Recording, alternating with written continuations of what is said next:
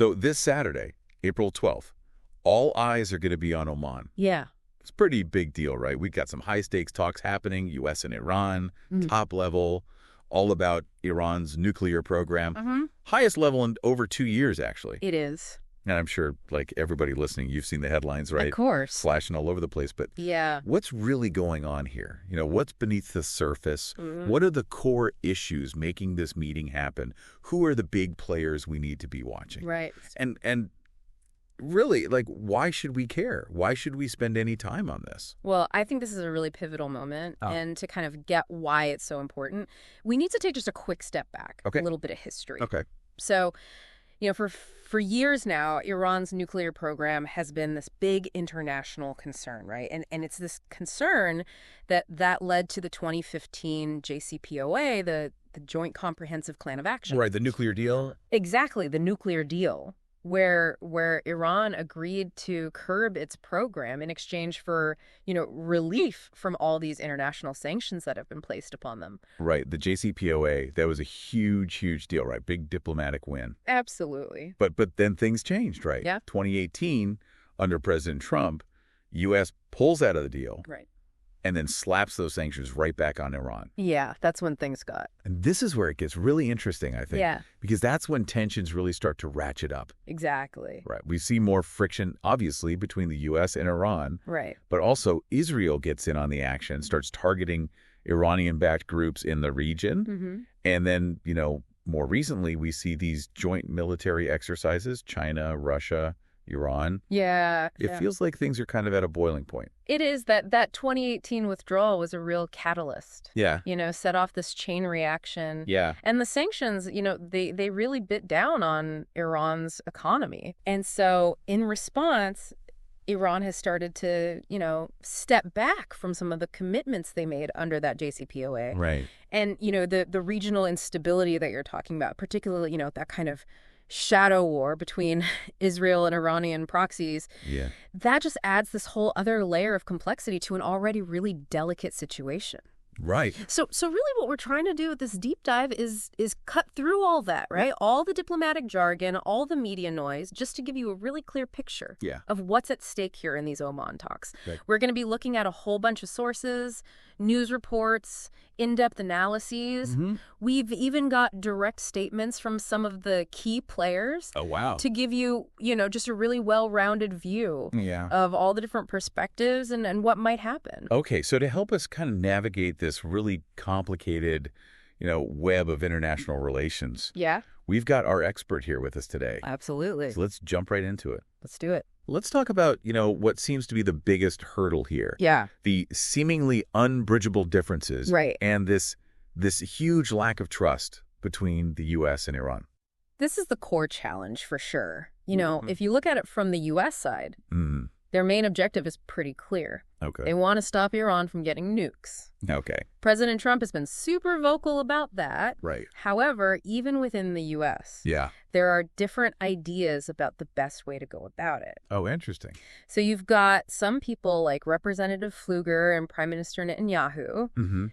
They're pushing for what they call the Libya model. Okay, and remind us what that is. Yeah, so that's based on what Libya did back in the early 2000s. Yeah.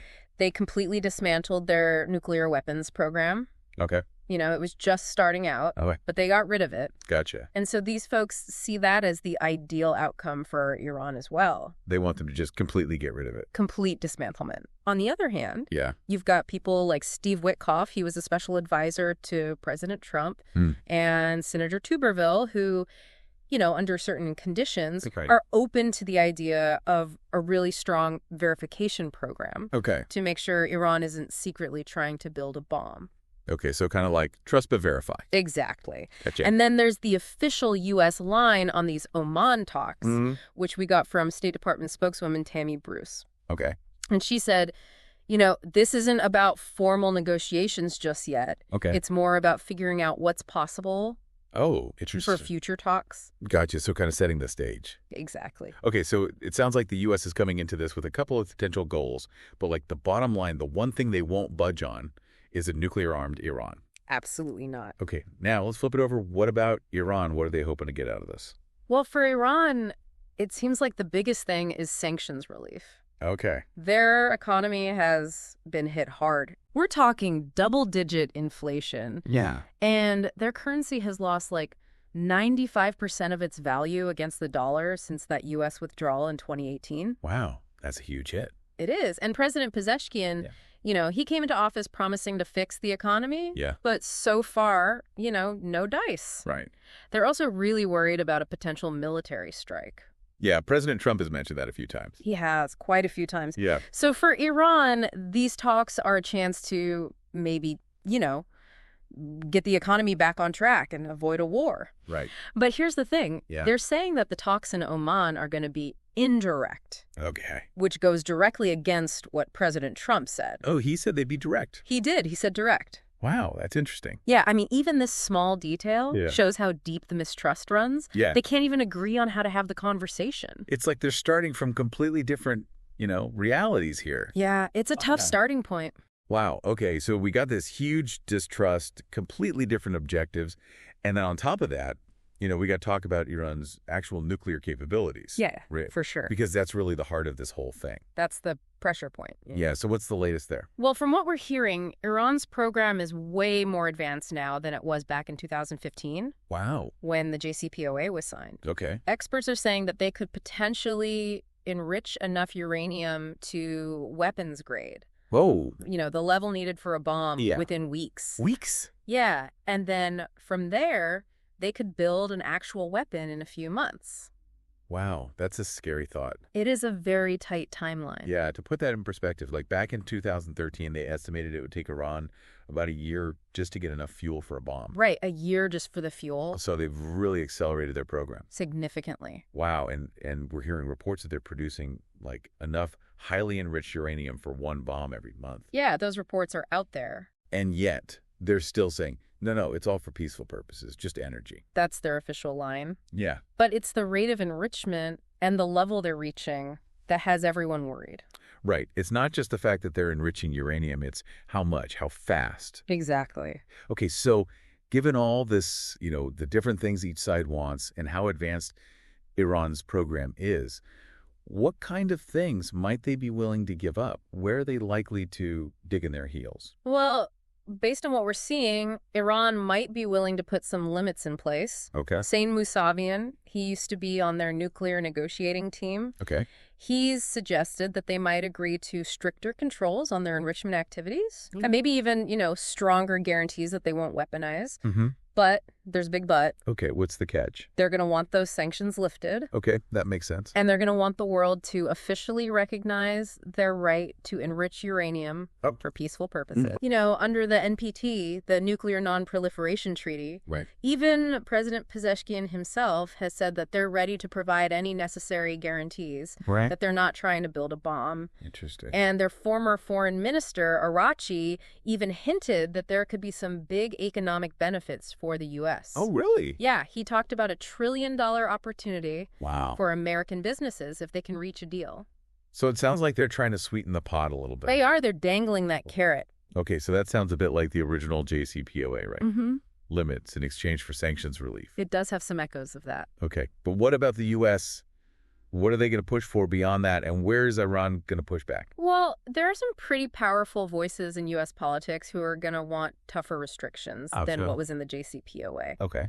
Some are even talking about demanding a complete dismantlement of Iran's nuclear program. Wow, a complete shutdown. Yeah, that's what people like Senator Rubio are advocating for. Okay. He brought it up during his confirmation hearings. Okay. He's also worried about Iran's missiles and their support for all these proxy groups around the region. Right. But experts, people like Sina Tusi, they're saying that Iran would never agree to something that extreme. Yeah, giving up their whole nuclear program, that's a non-starter, right? It would be a huge concession. Yeah. They might be willing to negotiate on limits to their enrichment in exchange for sanctions relief. Mm-hmm. But I don't see them giving up their entire nuclear infrastructure. Right, that's a red line for them. It seems like it. Okay, so it's a really tricky situation, right? Iran wants the sanctions gone. They want the world to recognize their right to have a nuclear program. And the U.S. wants to roll that program back as far as possible and maybe even tackle some of these other issues beyond the nuclear stuff. It's a lot to unpack. It is. So let's zoom out a bit. Okay. Let's look at the bigger picture. What's going on in U.S. politics right now? And how is that affecting these talks? And then what about the international scene? What else is going on in the world that's relevant here? So yeah, the U.S. political landscape, that definitely adds another layer of complexity. Okay. There are concerns on both sides of the aisle. So it's not just a Republican versus Democrat thing?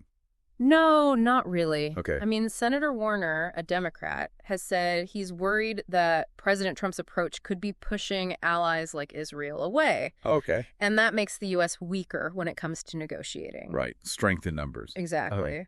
Then on the Republican side, you've got folks like Representative Pfluger and Senator Wicker, who are really skeptical.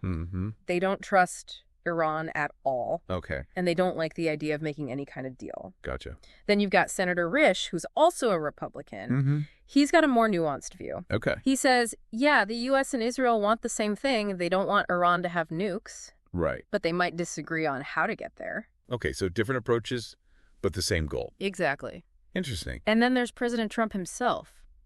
Okay. He's actually said he's open to making a deal. Oh, really? Yeah, he said he wants to clean it all up with Iran. Wow, so it's kind of a mixed bag over there. It is. Okay.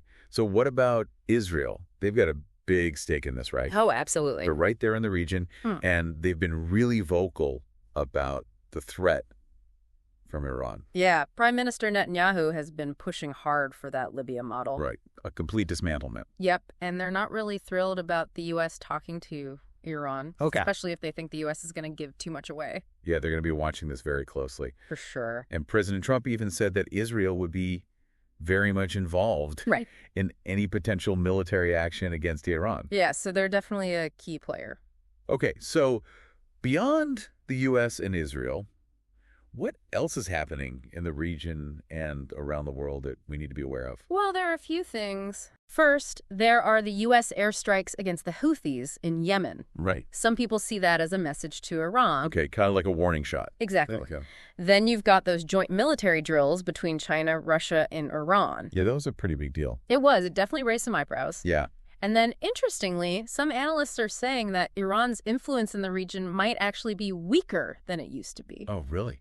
That's surprising. Yeah, but the big one, the thing that could really shake things up, is the IAEA report that's coming out in June. The IAEA, that's the International Atomic Energy Agency, right? Right. What's so important about this report?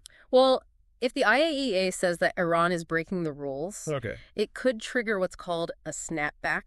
A snapback? What's that? It means all the UN sanctions that were lifted under the JCPOA, Oh, wow. they come right back into effect. Wow. And those sanctions are set to expire in October 2025 anyway. Okay. So this report could basically make that happen a lot sooner. Gotcha. So it's like fast forwarding the timeline. Exactly. And this could even lead to Iran pulling out of the NPT, the Nuclear Non-Proliferation Treaty. It's the possibility. And that would be bad, right? Yeah, that would have huge consequences for global security. Wow, so that June report is a big, big deal. It is. It puts a lot of pressure on everyone to try and find a solution now. Okay, so given all these competing interests, all this pressure, all this distrust, is there any chance of a breakthrough in Oman? I don't think anyone's expecting a quick fix. Yep. Both the U.S., through Tammy Bruce's statements, and a lot of the experts we've been looking at, they're all saying, don't get your hopes up. Okay. They're calling the Oman meeting a first step. Okay. A chance to see if there's even any point in having real formal negotiations later on. Right, so kind of like testing the waters? Exactly. Okay. Sanam Vakil, she's from Chatham House. She thinks Iran's main goal might just be to show that they're willing to talk. Okay. So kind of a PR move. It could be, yeah. Interesting. But there's another important point here. Okay. Iran's former foreign minister, Iraqi, he said that for any real talks to happen, the U.S. has got to stop threatening them with military action. Okay. He said, Iran prefers diplomacy, but it knows how to defend itself. We have not yielded to threats in the past, and we will not do so now or in the future. Wow, that's a pretty strong statement. It is. Okay, so it sounds like these Oman talks, they're more about figuring out if they can even talk than actually solving anything. It's a very delicate situation. It is. It really is. There's a lot of history here. Yeah. And if the talks go bad, things could escalate very quickly.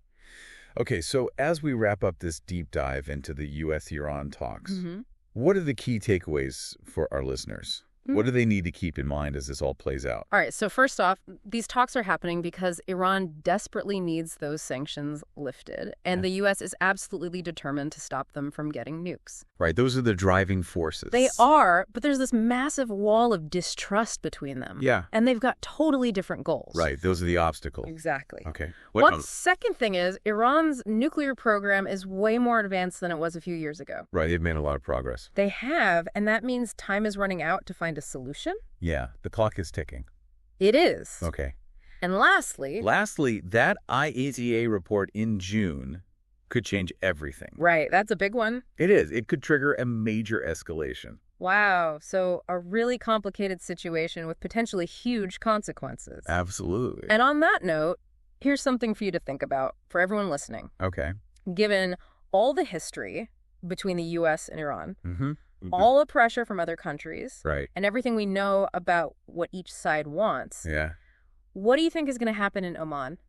What's the most likely outcome? That's the million-dollar question. It is. And whatever happens there, how is it going to affect the Middle East? Yeah. What about the global effort to stop the spread of nuclear weapons? Big questions.